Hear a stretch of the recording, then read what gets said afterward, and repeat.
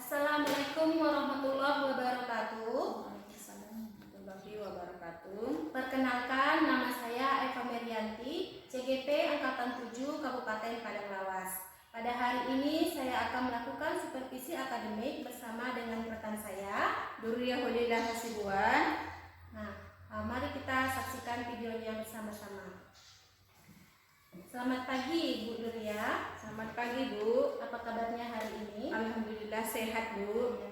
Beberapa hari yang lalu saya sudah memberitahu kepada Ibu bahwa saya mendapatkan tugas aksi nyata melakukan supervisi, di mana tahapan supervisi ini dibagi menjadi 3, yaitu tahapan praobservasi, baru kemudian observasi, dan juga tahap pasca observasi. Nah, nanti kegiatan ini kita bertukar pikiran bagaimana persiapan Ibu buat observasi agar dapat berjalan lancar dan tidak ada hambatan. Kemudian observasi ini juga dilakukan untuk meningkatkan kemampuan Ibu nantinya dalam akademik. Nah, dalam pembicaraan kita pada hari ini, Bu Durya, apa harapan Ibu nantinya? Harapan saya pada saat melaksanakan observasi nanti, saya akan mengetahui apa saja yang akan diobservasi. Terus bagaimana nanti saya akan mengembangkan kompetensi saya dalam pembelajaran di kelas. Iya. Jadi harapan Ibu bisa mengetahui apa saja persiapan yang akan dilakukan dan juga harapan Ibu bisa mengembangkan kompetensinya Ibu ya. Ya. Nah, baik Bu, kemudian materi apa nantinya yang akan Ibu sampaikan? Kalau materinya itu mengenai tentang benda magnetis dan non-magnetis. Ya, benda magnetis dan non-magnetis. Nah, kapan nih Bu, Ibu siap buat diobservasi dan kelas berapa? Kemungkinan diobservasinya saya siap pada hari Rabu di kelas 6. Di kelas 6 ya Bu ya. Hari Rabu di kelas 6. Nah, tujuan pembelajaran yang ingin dicapai Bu nantinya saat saya melakukan observasi ini nanti? Ada 2 tujuannya Bu. Yang pertama, melalui pengamatan gambar, video, dan percobaan sederhana, siswa mampu mengidentifikasi benda magnetis dan benda non-magnetis dengan tepat. Yang kedua, melalui pengamatan gambar, video, dan percobaan sederhana, siswa dapat mengklasifikasi benda magnetis dan non-magnetis dengan tepat Bu. Iya, dari berdasarkan tujuan pembelajaran yang Ibu sampaikan tadi, saya bisa melihat bahwa Ibu melakukan pengamatan gambar, video, dan percobaan untuk mengidentifikasi benda magnetis dan magnetis. Kemudian siswanya dapat mengklasifikasi benda magnetis dan benda non-magnetis itu ya Bu? Iya Bu. Ya. Dari tujuan pembelajaran yang telah Ibu sampaikan tadi, apa area yang ingin Ibu kembangkan nanti? Area yang ingin saya kembangkan adalah mengenai pemahaman siswa terhadap materi dan keaktifan siswa. Berarti ada 2 ya Bu ya, pemahaman tentang materi dan kemudian tentang keaktifan siswa di dalam kelas. Nah, untuk mencapai hal ini Bu, apa strategi yang akan Ibu lakukan? Strategi saya yaitu melakukan pemetaan kebutuhan belajar murid berdasarkan profil belajar murid.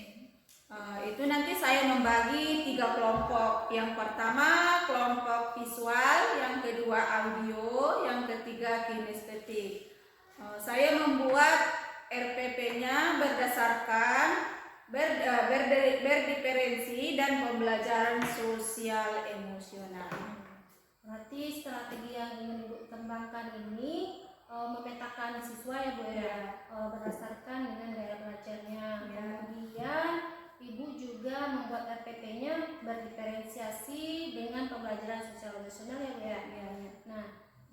beberapa strategi yang telah Ibu bilang tadi, masih adakah yang perlu Ibu tambahkan dalam strategi Ibu nantinya nih? Ada Bu, mungkin saya akan mempersiapkan alat peraga yang mungkin di sekitar siswa atau di sekolah, kemudian membuat LKPD sesuai pemetaan, terus itu nanti dibagi menjadi 3 kelompok, ada visual, audio, terus kinestetik. Wah, setelah strategi yang Ibu sampaikan tadi sangat bagus ya Bu ya. Dari dalam menerapkan strategi ini, ada nggak kendala yang nantinya akan Ibu lalui mungkin nantinya? Kendala mungkin masalah waktu Bu, karena kan pembelajarannya cuma 2 jam pelajaran, terus kami lebih memanfaatkan waktu semaksimal mungkin, tapi dikarenakan pertukaran jam, saya rasa masalah waktu Bu. Jadi Ibu mengatakan kendalanya adalah masalah waktu. Iya. Nah, dalam mengatasi waktu ini Bu, bagaimana langkah-langkah yang bisa Ibu lakukan? Dalam mengatasi waktu ini, itu nanti per kelompok berdiskusinya itu waktunya dibatasi, terus pas pada saat presentasinya nanti dibatasi. Kalaupun ada pertanyaan dari teman-temannya, cuma 2 pertanyaan yang boleh dilontarkan kepada teman yang lain. Dalam mengatasi langkah tadi Ibu melakukan yaitu pembatasan waktu, dan juga membatasi pengajuan pertanyaannya kepada kelompok lain. Berapa pertanyaan nih? Hanya 2 pertanyaan yang boleh, mengingat waktu sangat sedikit. Oke, Bu. Nah, bagaimana Bu? Ada nggak orang yang bisa membantu Ibu agar kendala yang Ibu hadapi ini, langkah-langkah yang dengan Ibu terapkan ini dapat berjalan lancar? Di sini ada beberapa yang mungkin teman rekan sejawat membantu, terus saya juga dengan murid bekerja sama. Oke, berarti dalam proses pembelajaran. Oke, berarti ada beberapa orang ya Bu ya, teman ataupun rekan sejawat, kemudian juga kepada siswanya tadi ya. Nah, kalau dalam siswanya ini bagaimana Bu? Kalau dalam siswanya ini, saya bekerja sama dengan siswa supaya konsisten untuk meluangkan waktu di dalam pembelajaran, terus disiplin waktu juga. Disiplin waktu ya. Oke, bagus Bu, kerjasama yang sangat bagus ya Bu antara Ibu dengan siswa Ibu itu sendiri. Nah Bu, dari pembicaraan kita pada hari ini, bagaimana perasaan Ibu hari ini? Apa yang dapat Ibu simpulkan? Yang dapat saya simpulkan dari pembicaraan kita pada siang ini, yaitu dalam melakukan pembelajaran harus ada persiapan, baik dia dari LPP, alat peraga, media pembelajaran, LKPD, kemudian harus mengetahui kebutuhan siswa.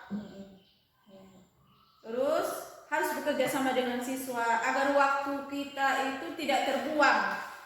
Terus mengetahui kendala, apa yang menjadi kendala, bagaimana nanti mengatasi masalah kendala tersebut. Jadi dari berdasarkan yang Ibu simpulkan tadi, Ibu bisa mengetahui kendala, berarti harus ada persiapan, LKPD, JLPP, alat peraga, semuanya ya kan Bu. Dari pembicaraan kita pada hari ini Bu, bagaimana perasaannya setelah kita melakukan pembicaraan untuk observasi kita nantinya ini?